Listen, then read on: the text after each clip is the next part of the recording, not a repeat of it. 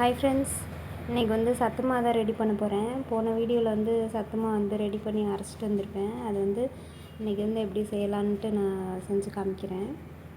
இது வந்து குழந்தைங்களுக்கு வந்து இந்த மாதிரி செஞ்சு கொடுங்க. உங்களுக்கு வந்து ஒல்லியாக இருக்க குழந்தைங்க நல்லா வெயிட் கெயின் ஆகும்.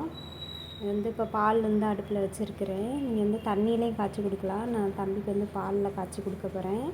பால் வந்து காய்ஞ்சதும் டேரெக்டாக அந்த மாவு போட்டுறக்கூடாது.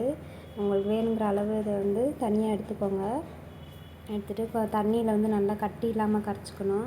இது வந்து பவுட்ரு அப்படியே டேரெக்டாக போட்டிங்கன்னா கட்டி பிடிச்சிரும். அதனால் தண்ணியில் வந்து நான் கரைச்சிட்டு தான் அதை வந்து பாலில் சேர்ப்பேன். பால் வந்து அது வந்து நல்லா காஞ்சிடணும். வந்து கட்டி இல்லாமல் நல்லா கரைச்சிக்கிட்டேன். உங்களுக்கு நல்லா தண்ணியாக அதை கரைச்சிக்கிட்டால் தான் அது வந்து கொஞ்சம் கட்டி இல்லாமல் கரைக்கிறதுக்கு வந்து தோதாக இருக்கும். வந்து பால் வந்து கொதிச்சிருச்சு.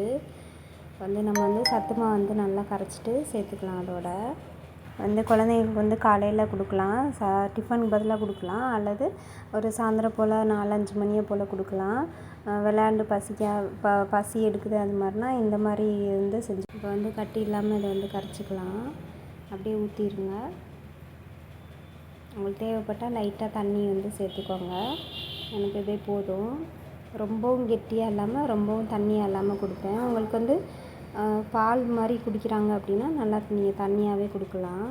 நான் வந்து சாப்பாடு மாதிரி ஊட்டுற மாதிரி தான் கொடுக்க போகிறேன். அதனால் கொஞ்சம் கெட்டியாக தான் வேணும் எனக்கு. நீங்கள் கை விடாமல் கிண்டிகிட்டே இருக்கணும், இல்லாட்டினா அடி பிடிச்சிரும்.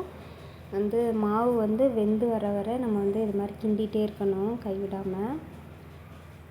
அப்போ தான் அடி பிடிக்காமல் இருக்கும். சிம்லேயே வச்சு வந்து நல்லா கொதிக்க விடுங்க. உங்களுக்கு வந்து தேவைன்னா நாட்டு சர்க்கரை இல்லைன்னா சர்க்கரை எதுனாலும் சேர்த்துக்கோங்க.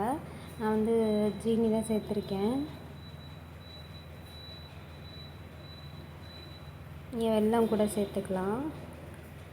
இது வந்து லைட்டாக அந்த டேஸ்ட்டை தூக்கி கொடுக்குறக்காண்டி ஒரு பிஞ்சு சால்ட்டு சேர்த்துக்கோங்க. நான் அது வந்து சால்ட்டு சேர்க்கல.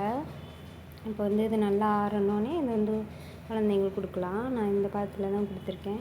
ஓகே ஃப்ரெண்ட்ஸ், இந்த வீடியோ உங்களுக்கு பிடிச்சிருந்தா என் சேனல் லைக் பண்ணுங்கள், ஷேர் பண்ணுங்கள், சப்ஸ்கிரைப் பண்ணுங்கள்.